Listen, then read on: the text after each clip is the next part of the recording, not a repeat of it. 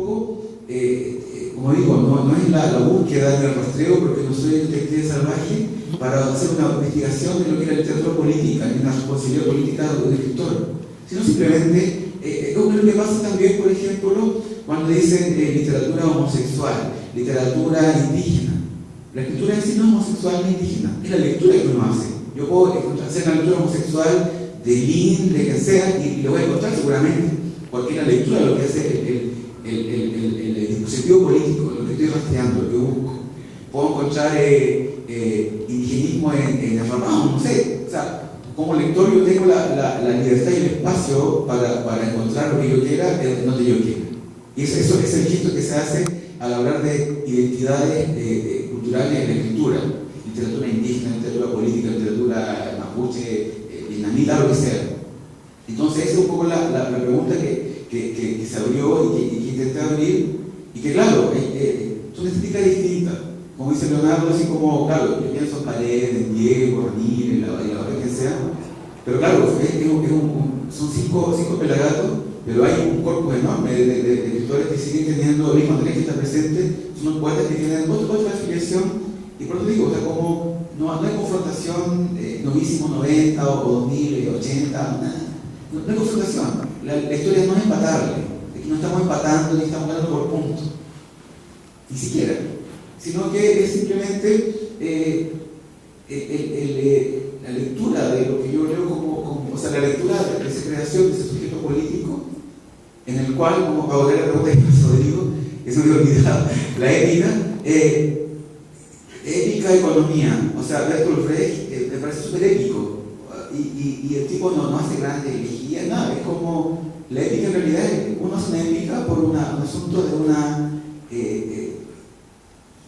desastre, cuando no hay nada, como el mismo solista que estaba acá, cuando ya no hay nada, como el mismo hijo, cuando ya está todo el espacio clausurado, cerrado, la plaza de Condón, de Panchito, lo que sea, cuando ni siquiera puede la plaza encontrar un Condón, ¿qué pienso en el cielo, en la cordillera?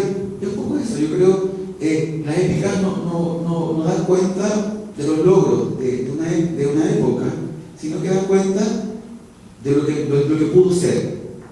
Es como, de algún modo, por lo menos yo leo una obra de un autor o una autora imaginando hacia adelante lo que pudo ser o lo que soñó. Un escritor, Wilbur Wolf, escribió 3 cositas preciosas, pero me encanta imaginarme y lo quiero mucho más por lo que pudo haber hecho. O el mismo Borges, imagino la gran novela de Borges, y me encanta imaginarme que lo que puede ser una novela, me encanta. Me encanta imaginar lo que pudo haber sido todo Rufo, me encanta imaginarme todo lo que pudo ser un escritor. Me parece más fascinante y más épico cuando un autor renuncia a algo que pudo haber hecho que es lo que hizo. Que un poco la política, la diferencia de la política antigua de la política ahora. ¿Cuánto termino, Rodrigo?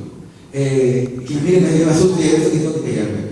Entonces, la política antigua, la gente se sumaba, yo me sumo a la ideología, yo me inscribo, yo apoyo, sí, vamos. Pero yo creo que las políticas ahora, y ahora digo, ahora, en 2011, junio, no sé qué día estamos, tienen que ver con la renuncia.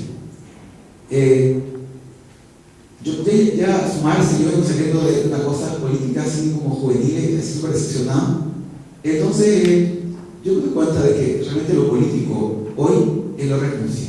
Y por eso hay un poeta que vive por ahí, por el Santiago Centro, que me parece el poeta más político de todo, que se llama Divino Anticristo, es un vagabundo que vive por ahí. Entonces el tipo renunció a todo, incluso la cordura, la razón. Y alguien que se puede desobedecer a sí mismo, que renuncia a sí mismo, me parece un legítimo más coherente por esencia. Entonces, eso es un poco el punto de vista político de la épica, a lo que yo apoyo y de que yo renuncio. En un mundo que tuvimos la dictadura y en el mundo global capitalista, todos tenemos mil tarjetas, mil cosas, pero el gesto político hoy va a ser a que yo renuncio. Yo renuncio a tener una tarjeta LIC, una Transbank, o una Bling Bling, una Chichín, a que yo renuncio. Y ese es el gesto un poco político y que le da sentido a una épica 2.0. ¿Cuál es mi renuncia? ¿A qué renuncio? ¿Cuál es el espacio? ¿Cuál es el discurso? ¿A qué cuerpo? ¿A qué identidad denuncio? ¿Cuán posible puedo yo desobedecerme a mí mismo? Y creo que ese es un poco el punto del asunto de la lectura política que uno hace de la política. poesía del 90, del 2000, del 65, del 42 y del 13.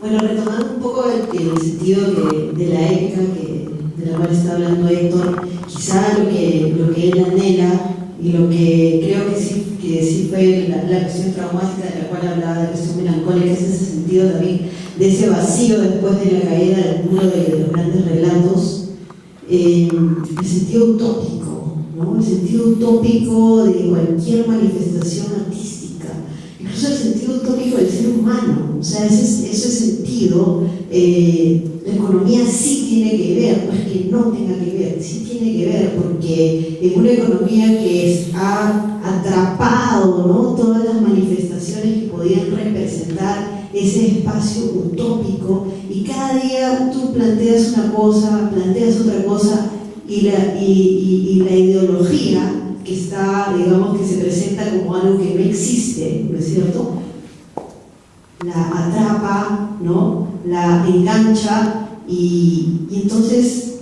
¿contra quién, no? ¿Contra quién estamos? ¿No es cierto? De repente un poco deberíamos estar contra nosotros mismos, ¿no? Contra el deseo, del cual ya se habló en la mesa pasada. Aunque habría que criticar el deseo, ¿no? Porque ¿cuál es el deseo? O sea, uno no puede encontrar el deseo sino más, y todo el tiempo el sistema te está demandando. Llamas por teléfono, ¿no? Que te doy una tarjeta de crédito, eres un sujeto de crédito. En estos países que son totalmente en crisis todo el tiempo, ser un sujeto de crédito es ser un ciudadano, de alguna manera. Entonces, esa demanda, ¿no es cierto?, esa demanda por el confort, ¿cuál es el lugar del artista en esa demanda del confort? Y esa demanda del confort es lo que crea esta mesa bastante debatible sobre, bueno, si no escribes literatura en la memoria, bueno, puede haber numerosos temas para la literatura. La literatura de la memoria también puede ser una literatura, sobre todo en la narrativa, una literatura de la compra y la venta, por supuesto, una literatura de pastiche, ¿no? Pero también está la literatura que no te dice nada. O sea, no quiero hablar de la memoria, pero puedo hablar de, no sé, de que voy al baño, yo qué sé, ¿no? Y esa literatura está contribuyendo en algo, ese sentido utópico. No, o sea, claro, estamos en un conflicto bien grande porque no queremos asumir esa épica que quizá en un momento no distinguió a numerosas demandas y numerosos deseos de muchísimas identidades, y por eso hubo esta reacción profunda, ¿no?, de los jóvenes. Pero por otro lado, nos sentimos también compelidos a reaccionar contra este espacio que no nos deja expresarnos en un sentido particular, ¿no?, sino que todo el tiempo nos está diciendo lo que debemos ser, ¿no?, y al mismo tiempo lo que no. O sea, ¿qué cosa debemos leer? ¿Cómo debemos leerlo? Las grandes editoriales publican en España, ¿no? Yo no conozco, si Héctor no hubiera viajado al Perú, yo no conocería la literatura de Héctor seguramente. Si Héctor no fuera una persona que demanda conocer o viajar por América Latina, seguramente él no conocería qué pasaría en otros lugares, y Chile no conocería qué pasaría en México, qué pasaría en Colombia, qué pasa en Argentina. O sea, entre nosotros mismos tenemos que conocernos, a pesar de que la literatura es un negocio para un montón de gente, ¿no? Y a pesar de que estamos en un mundo globalizado. En este mundo globalizado conozco mucho menos de lo que conocía cuando era chica, y verdaderamente había ganas de leer algo que era muy caleta. Bueno, caleta lo significa por lo bajo, ¿no es cierto? Algo que era traficable, o sea, eso ya no existe, ¿no? Existe tarjeta de crédito y comprarlo, ya, pues cómpratelo en Amazon, ¿no? Pero lo que era traficable era realmente la joya, lo importante, lo que hacía la literatura, ¿no? Y ese tráfico ya no existe, porque todo está dentro del mercado legal, ¿no? Todo lo hace legalizable la economía. Y en ese sentido, la economía sí contamina la literatura. Pero, ¿qué cosa vamos a hacer nosotros como artistas para resistir o criticar esa contaminación? Bueno, me gustó mucho última intervención con lo traficable y cómo esto se engancha con la valoración del deseo, con lo prohibido como una especie de exacerbación del deseo, y también vincular al deseo con una serie de juicios que son éticos, ya no dentro de lo prohibido o lo no prohibido, sino que vincularlos a lo que se vende y lo que no se vende, y tener conciencia, justamente como decía Cecilia, que no es ningún chiste, que la memoria puede ser una impostura, y una impostura bastante profitable, incluso no siendo una impostura y siendo bastante honesta, es algo que también está alojado dentro del deseo, el deseo de tener un relato que una este pasado fragmentado, y finalmente, queriendo o no queriendo, esto pasa a ser un bien de consumo que alimenta a esta máquina. Y una posición bastante elocuente de Héctor, que habla sobre la renuncia o el restarse, como reivindicándolo como una posición política, sobre todo en un minuto donde abundan opiniones, posiciones. A veces el silencio y el retiro puede ser reconocido como una posición.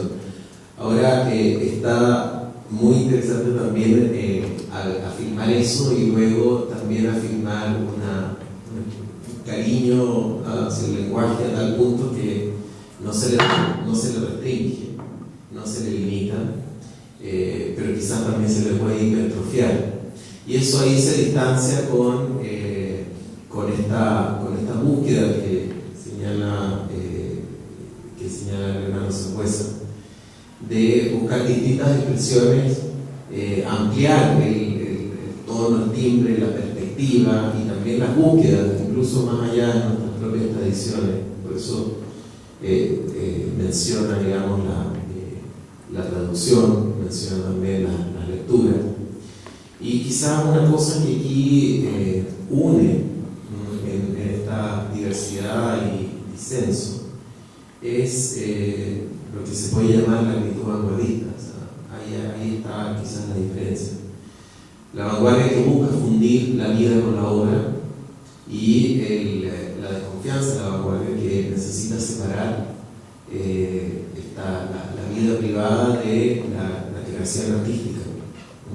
Son dos posturas que han estado en pugna más de una vez en los últimos 100 años, y que están en pugna, digamos, cada vez que hay un conflicto, y que este conflicto se vuelve a superar.